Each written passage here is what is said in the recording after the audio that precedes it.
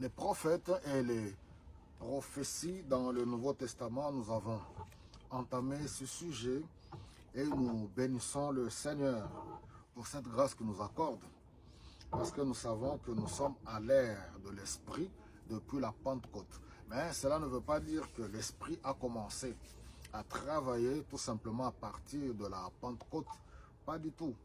Le Seigneur nous accordera cette grâce où on pourra voir depuis l'Ancien Testament, depuis la Genèse, le travail du Saint-Esprit, car c'est la troisième personne de la divinité.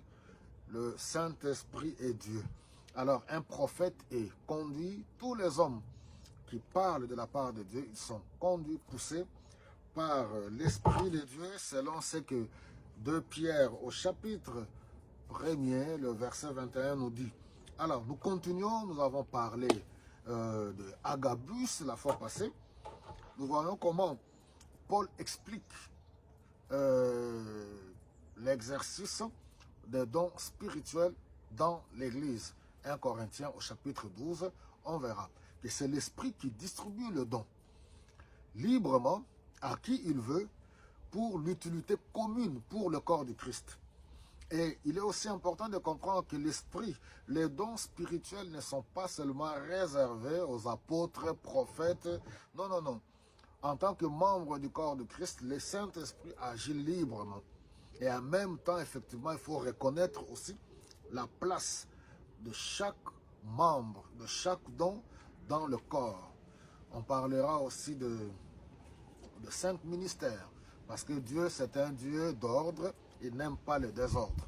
Alors, nous voyons ici dans Actes, au chapitre 21, on nous dit à partir du verset 8, le lendemain, nous sommes répartis et nous sommes arrivés à Césarée. Là, nous sommes entrés dans la maison de Philippe, l'évangéliste, et avons logé chez lui.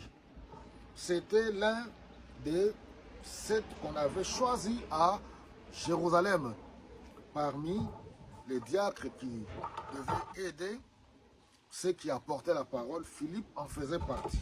Alors, c'est là que les missionnaires sont allés loger. Et on nous dit au verset 9, il avait 4 filles vierges qui prophétisaient.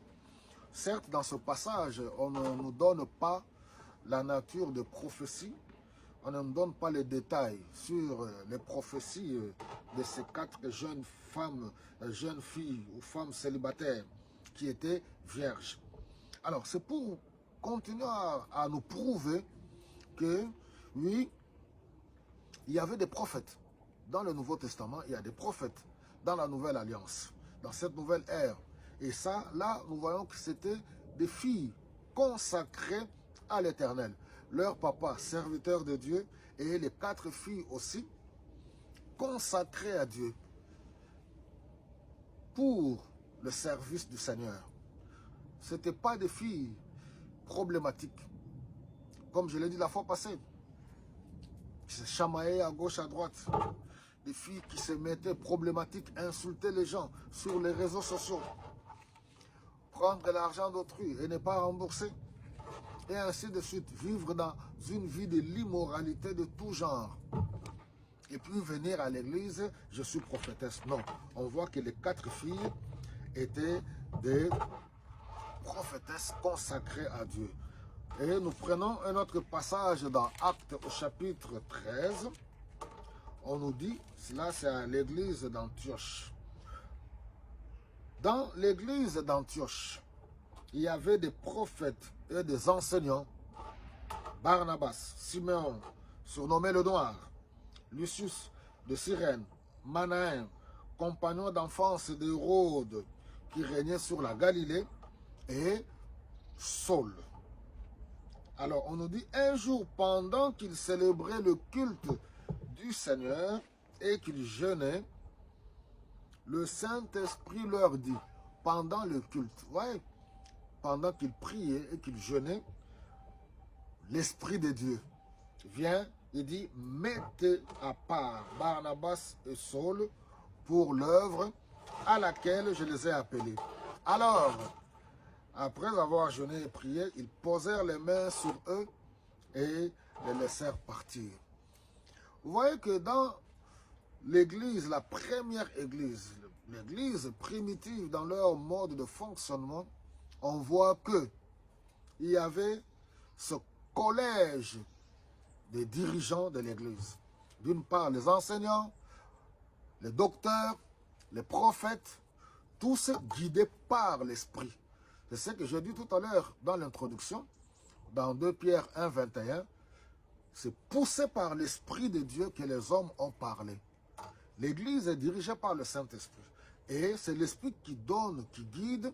Il dit, mettez-moi à part 2 personnes pour l'œuvre à laquelle c'est pour la mission. Il les met de côté pour la mission. Alors, les prophéties, ça ne vient pas là pour raconter des histoires. Comme je l'ai dit, je le répète encore. Voilà le score du match de football. J'ai vu, Dieu m'a révélé, j'ai vu 3 buts. J'ai vu 2 buts. C'est vraiment vouloir distraire le peuple de Dieu. On est dans un monde des esprits. Donc, ceux qui parlent de la part de Dieu sont poussés par l'Esprit de Dieu. C'est pour cela, vous allez voir, 1 Jean chapitre 4, le verset 1, nous dit de ne pas associer foi à tout esprit, de ne pas rajouter foi, toujours d'examiner. C'est pour cela, dans la Nouvelle Alliance, les prophéties doivent être examinées et jugées parce que l'ennemi est rusé. C'est les autres esprits qui peuvent aussi venir révéler les choses. Et ainsi, les gens prédisent les choses futures et on pense que c'est Dieu. Nous allons continuer, mes bien-aimés. Que le Seigneur vous bénisse abondamment.